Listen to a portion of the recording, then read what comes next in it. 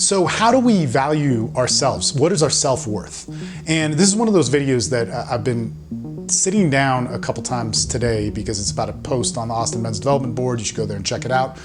That went up today, and it's kind of impossible to make this video without being an asshole. So I apologize, maybe not, maybe, I don't know, because it's a valid question, but it has stemmed some of the greatest mindsets of poverty, which are consistent in men's development that we see over and over again.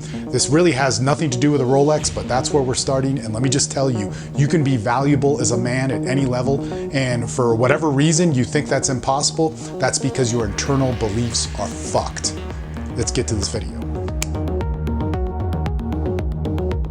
Well, hey, I'm Steve Maeda. I'm the founder of Austin Men's Development, and this is a video about something that I've coached men for literally the past 15 years on bettering themselves. I started out with dating and sex and seduction, all that sort of stuff, which we have great material on, but also have moved into everything about, you know, your mentality, your mind, your body, your relationships, your passions, your ambitions, your careers, and so on. And if you really look at our groups, that's what they're all about.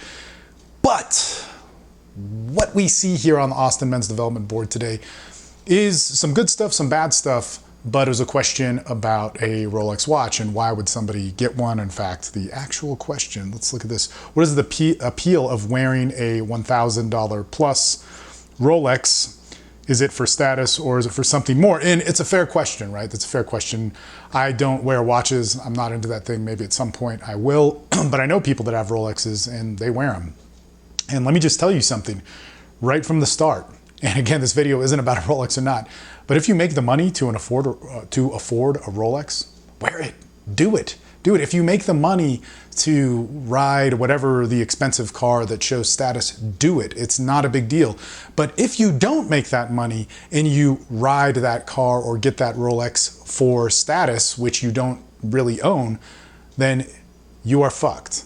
If you get that car or that watch or that piece of clothing or that lifestyle and you have the money, but you do it because you feel you're worthless, you're fucked.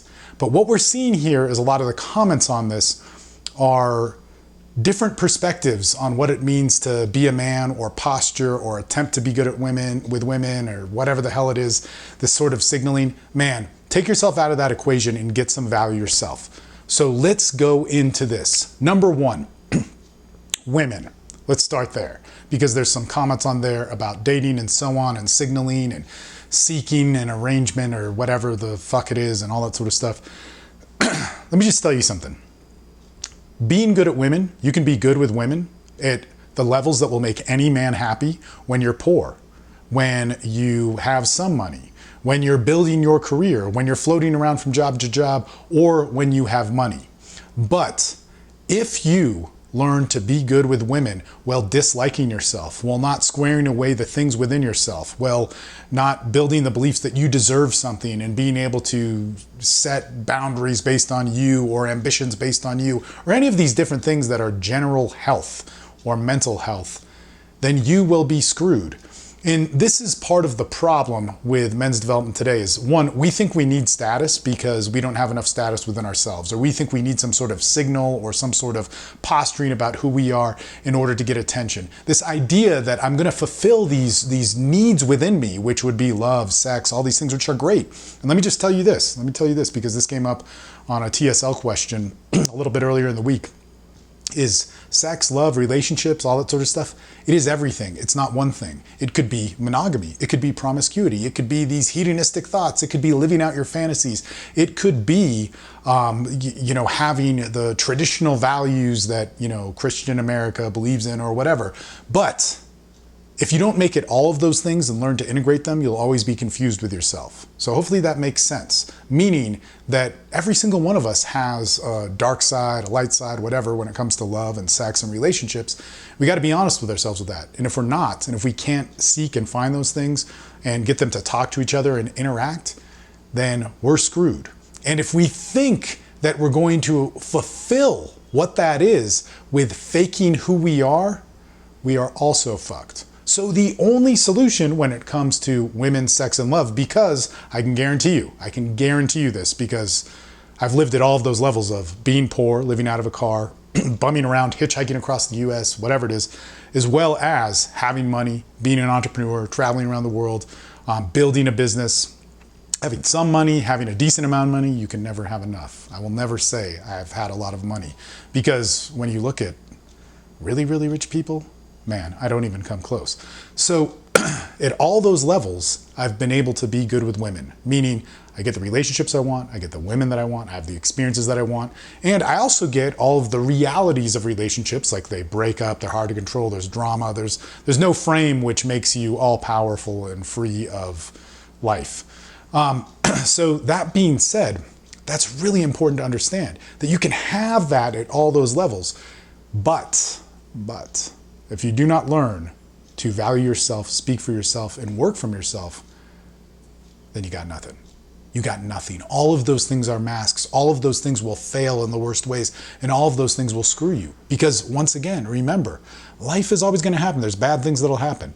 If you're not okay with yourself, you'll never be able to handle those problems. This is why working on yourself is huge. This is why, like you people on this board who are not familiar with my material, there is a demand. There is not just like, oh man, do this technique and you're good. It's no. The technique is based on you searching you, inventorying you, putting it out there in the world and trying it out with people and getting some results. And then as a result of that, you then go back and look at you and see if that's what you really wanted. It is an experience of self, and this is how sex and relationships can truly change your life. Now let's move on to the other thing, the general value of you. Let's think about this. If we move into a career, if we move into a profession, if we move into something where we want to better ourselves, that's great. That's ambition. Ambition is good. It is simply the pursuit to want to do better in your life, to have better. But if we do not clean up the mess inside of us, which says we're unworthy, so we have to do better. I'm not good enough, so I have to do better. My mom and dad hated me and put all this pressure on me to do better. If we have not looked at those things, we will repeat that cycle over and over again, meaning that we could afford a Rolex watch. Shit, somebody stole mine. We could afford a fake Rolex watch. We could afford whatever. We could afford, a nice car. We could afford a great place to live. Maybe we could afford multiple places to live in the world. But we're going to be doing that to prove something to ourselves, because the dialogue was that our friends or the kids in school or our teachers, or more likely our mom and dad, brothers, sisters, all that sort of stuff. Excuse me. Thank God for water. All of that sort of stuff basically made us think we were less than. And so we'll constantly be trying to prove it to ourselves. Now, that fuels a lot of people. We see a lot of very successful people having that sort of, conflict within them propel them to make a lot of money. The problem with that is you don't need an unlimited amount of money to be happy and get things for yourself. You need enough money, and you could need a lot of money.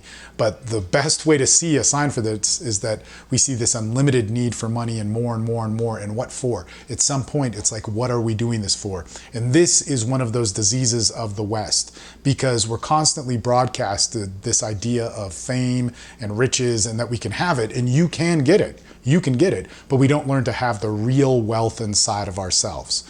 Okay, and so to a poor man, a man with a poor man's mentality, meaning he's poor in himself, he does not value himself. It doesn't just mean that he goes to Walmart or shops there or whatever. It means that he truly doesn't value himself. If that is the case, then man, what a Rolex watch means, what a fast car means when he doesn't have those things, is this false idea which suppresses his own insecurities, which will never allow him to be happy, which when he does get that, which is very rare, like for a person who wants that and does not work on themselves, most of the time they won't achieve that. But if they do achieve it, if they're the 5% that does achieve it, or maybe less than that, I don't know, that does achieve it, he will be permanently unhappy and not understand why. He will get the things that he wanted, yet he will consider himself fundamentally flawed to not be able to be happy in certain things. And then when he feels bad, he'll make some money or get some success to show everybody and boast about it, because that's the thing to do, because that's what he learned on Instagram when he was 25 or 22, when he was down and out. This is such a flaw. And this is literally one of the hardest guys to coach, because they have everything in the world to say that they're successful. But to me, they're just like basically losers. They're people who are lost. They're the worst kind of person. They're the person that couldn't be real with themselves and only sought out success in these ways that everybody will say yes to. And when it comes down to it, I want you to be wealthy. I want you to have money. I want you to have the lifestyles that you have. I want you to be smart with that. Those are all the good things. But what I'm saying is the prerequisite for all of those things and the foundation for it is that you learn to fix yourself. You learn to clean your mind, your body, your spirit, whatever you want to call it, of these insecurities that just mess with you. And it's ridiculous. It's easy to do. And the amount of resistance around a successful guy just carries a huge amount of denial, because it's like, hey, look, Steve, I did it. Everybody says I did it. When you say I'm wrong, I can go back and get 50 times more people to say that I'm good because I have this money. And it's really ridiculous. It is the biggest sign of misery that we have in Western society that at least I see. This other thing is then lifestyle. Look, or let me go back to this career and lifestyle thing. The man that achieves these things, and he is integrated, he is understanding of who he is. He has cleared out his insecurities. And when his insecurities pop up again, because they do very often, he's able to go, oh, shoot. Oh, man. Like, I need to fix this. I can work on this. I mean, this happens to me a lot. So in terms of sex and relationships, I'm really good at that. In terms of business, I get what I want. I live my ideal life with business, and it could be better. It could be better. It could be better. With sex and relationships, it could, there could always be aspects that are better, but I'm pretty confident, in getting certain things. But I'm still going to have problems. Now, when I have those problems, it's super important for me to look at myself. I never not do that. That's something which almost always happens.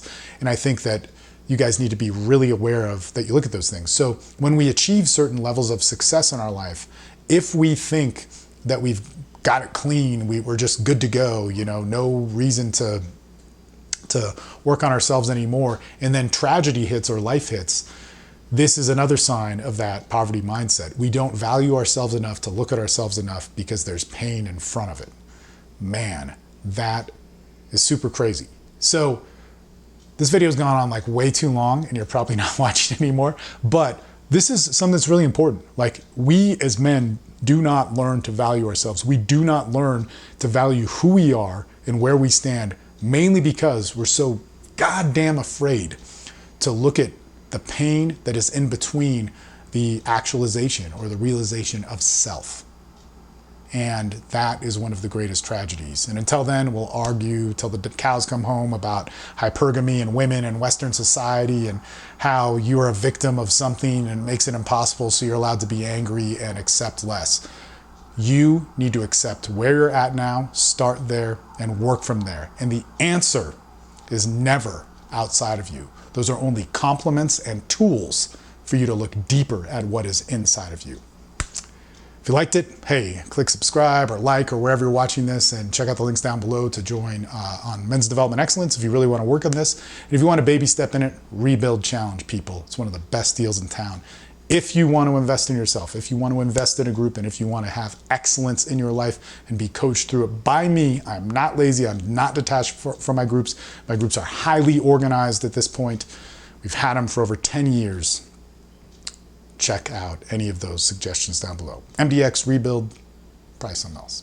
All right, later.